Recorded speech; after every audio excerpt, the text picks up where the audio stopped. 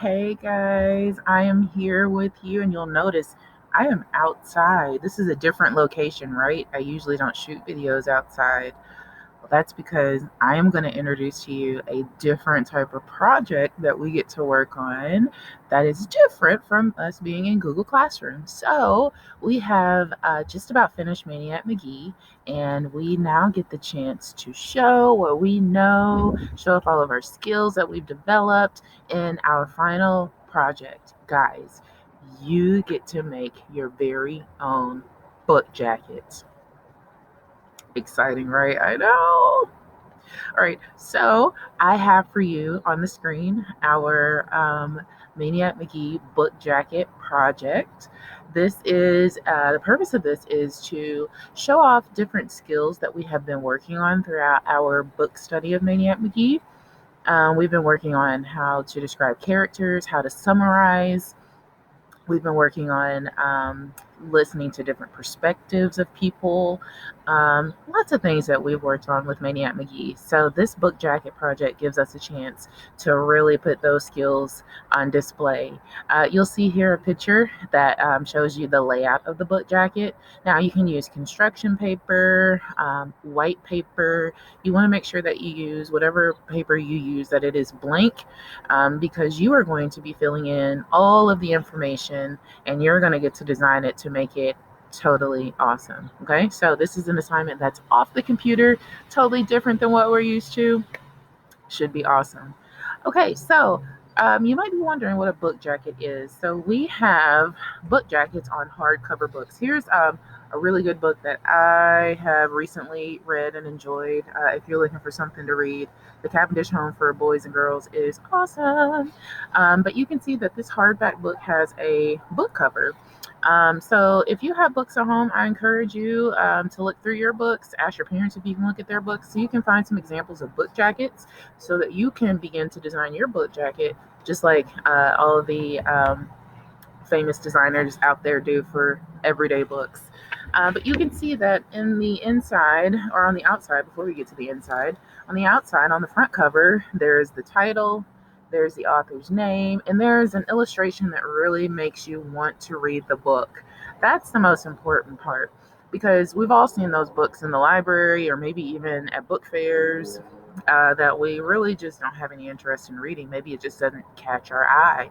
But when I look at a book like this, depending on what type of reader I am, this really might appeal to me, especially if I like things that might be kind of kooky and a little spooky, or I think they might be that way.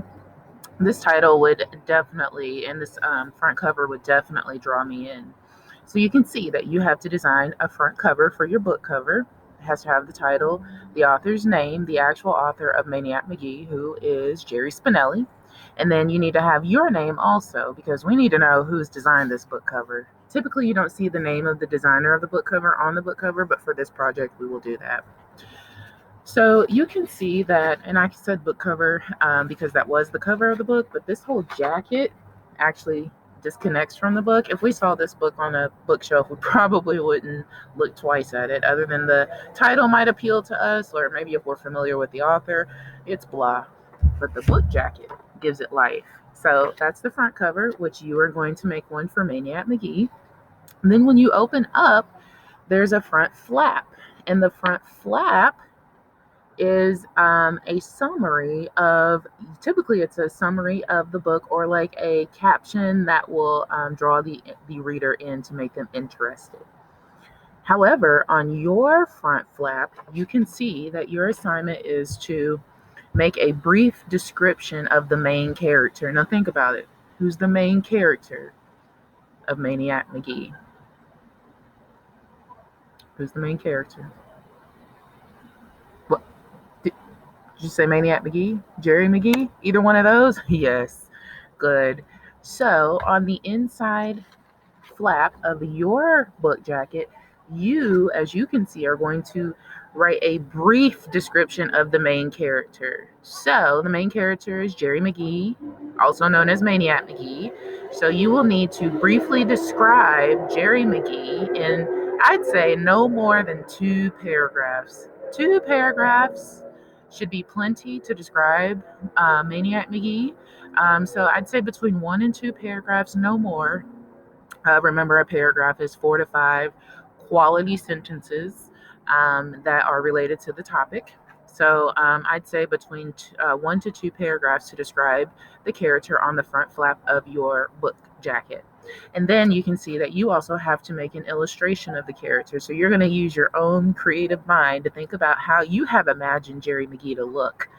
And then you're going to create a character drawing of Maniac Magee on that front flap. So we've got the front cover, okay? We've got the front flap, and then you've got your back cover. Now, on the back cover, this is usually where we get the recommendations for. I've got some neighbors who are having a good time. This is usually where we get the recommendations that other people have suggested for the book. It's usually where you get your quotes, where people who are very famous and have lots of influence have said, hey, read this book. It's awesome. And you know how it's awesome? Hey, because I said so. So on the back cover, you're going to get to do the same thing. You're going to write a summary of the book. Okay, usually the summary is on the front flap, not for ours. Our summary is going to be on the back cover, and you can see on the screen here.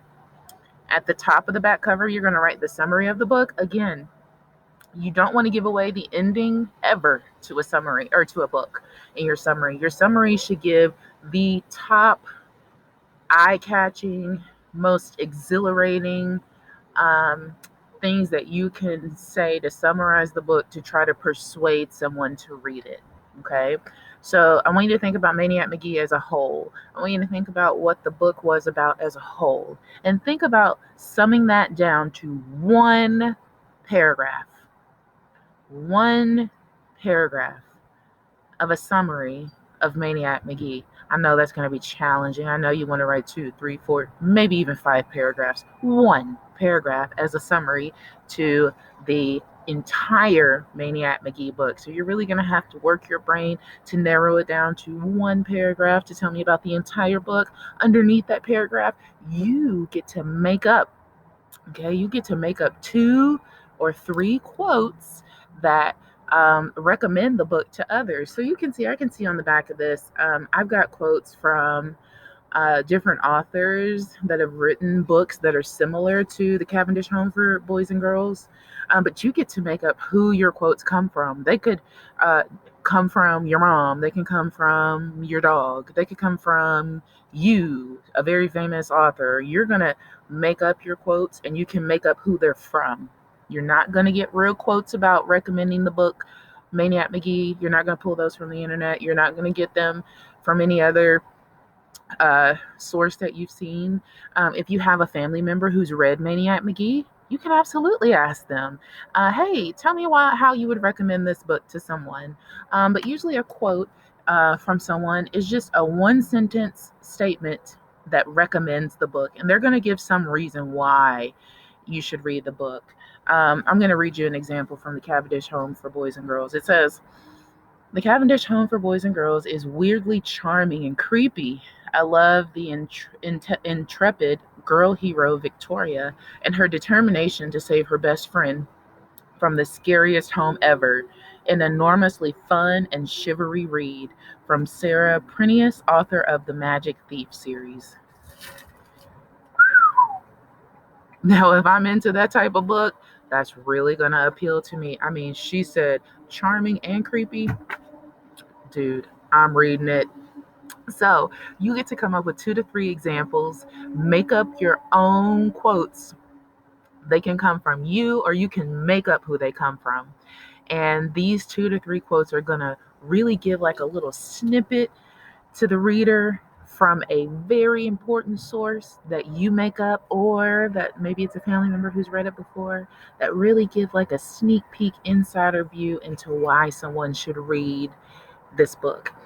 Now, this is one of the more challenging parts, the 2 to 3 quotes to recommend the book to others. So my suggestion is that you check out other book covers. Go to your home library or Google book jackets, book covers. And you can begin to see what some people also say about other books. This one is a very good book, another good book called Pax. And on the back, This came from Catherine Applegate. She might be one of your favorite authors because she is the author of The One and Only Ivan, another good one.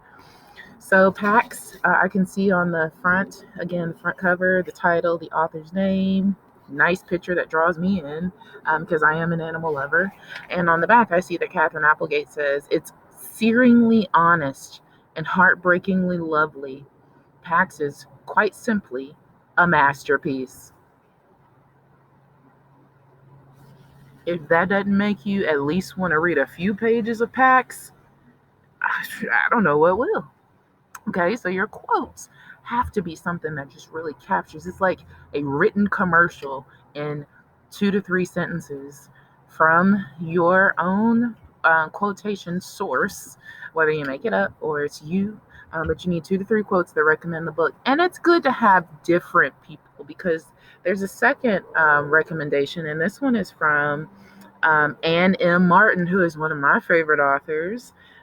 So you make sure that your quotes come from different people. You don't want just your quotes 3 times on the back of the book because people are going to think, okay, well, only Miss Wesley likes to read this book. Let's get different quote sources, whether you make them up or not, that recommend the book. And then you can see on your project at the bottom, it says you need the publisher's name and you need a barcode. You get to make your own publishing company name. I know, huge. So if it were me, I love for my name to be everywhere. So my publishing company's name would be Miss Wesley Publishing Company. Pretty simple. You can see on the back of this book, there is a barcode. It has the price of the book. It also has the publisher's website. You can see that HarperCollinsChildren's.com is the website. I'm gonna go out on a limb and say that is the name of the publishing company. So the publishing company would be written above the barcode, just as you see here. You can also see that on the Cavendish Home for Boys and Girls. There's the barcode. Okay, so you want to make sure that you have a barcode, and then above your barcode, you want your publisher's name. This is not the real publisher of Maniac Magee, guys. The real publisher of Maniac Magee has already made the book jacket for Maniac Magee. So we are making our own book jacket, so your publishing company name can be what you choose it to be. It does not need to be the actual publishing company. It should not be the actual publishing company. It needs to be your own created publishing company. Finally, on the rear flap, the back flap. So you can see here on this back flap, this gives details about the author. The author, Claire Legrand, it gives a little summary in a paragraph about her life. It also gives some summary information about the illustrator of this particular book, because there are pictures in this book. By the way, it's a chapter book with pictures, one of my favorite. You're going to do the same on your back flap. You are going to type the author of Maniac Magee's name. His name is Jerry Spinelli. You're going to go on this fantastic invention called the World Wide Web. Yes, that's right, the internet. You're going to Google Jerry Magee. I'm sorry, Jerry Spinelli. You're going to Google Jerry Spinelli, and you're going to find out some information about his life. You're going to summarize Jerry Spinelli's life into one paragraph.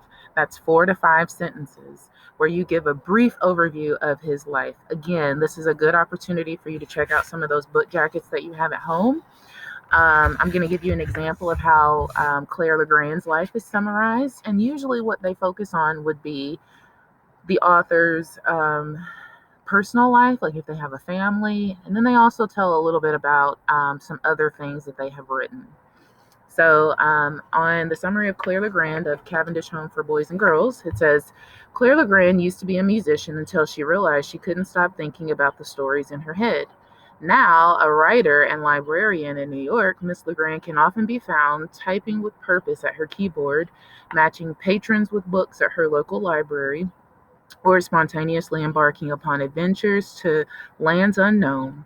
The Cavendish Home for Boys and Girls is her first novel. Let's read an example from Pax. Okay, the author of Pax is Sarah Pennypacker. It's a cute name. Sarah Pennypacker is the author of the award-winning New York Times best-selling Clementine series. Okay, that's another series she's written. The acclaimed novel Summer of the Gypsy Moths, and the picture book Meet the Dullards, Pierre in Love, and Sparrow Girl. She divides her time between Cape Cod, Massachusetts, and Florida. You can visit her online at www.sarahpennypacker.com. Okay, again, a one-paragraph summary of the author. You're going to give one-paragraph summary of Jerry Spinelli. You're going to write his name at the top of that back flap. You're going to give the one-paragraph summary, 4 to 5 complete, full fourth-grade sentences or beyond. Fourth grade sentences, and you're going to give an illustration of the author. To illustrate Jerry Spinelli, you're going to have to see what he looks like. Again, fabulous invention called the internet. Google Jerry Spinelli and then see what he looks like. Google Images will have pictures of him. I'm sure he has several sources on the internet that give information about him. So make sure you just condense that into one strong paragraph so that we know about him as an author, and if he has some personal information about his family, whether he has children or married or anything like that, you'll want to include that as well. I did forget to say you actually you do have to draw the barcode on the back. So make sure that you do that. So the way that you would make this again is that you could use a really long piece of construction paper. You can tape pieces of paper together. You want to make sure your paper is blank. Here are some examples. We're going to take a look at some examples of book jackets. Again, it's not the information that's on there that I want you to see because you're going to come up with your own information. It's the layout that you need to see. So I think this example of The Tale of Despero, the front cover is pretty catching. I'm curious about what's going to happen in the book. And then I know that I can look in that book jacket and I can see some information that would let me know whether it's something that I want to read or not. The purpose of a book jacket is to convince you to read, not to dissuade you from reading. So you want to make sure it's as catching as it can be. We're going to take a look at some other examples in just a second, but this is how you will be graded. This Google slide deck is going to be available to you. The front cover is worth a maximum of 15 points, 3 points for your title, 3 points for the author's name, that you include actual Jerry Spinelli's name on the front cover because he is the one who gets credit for Maniac Magee.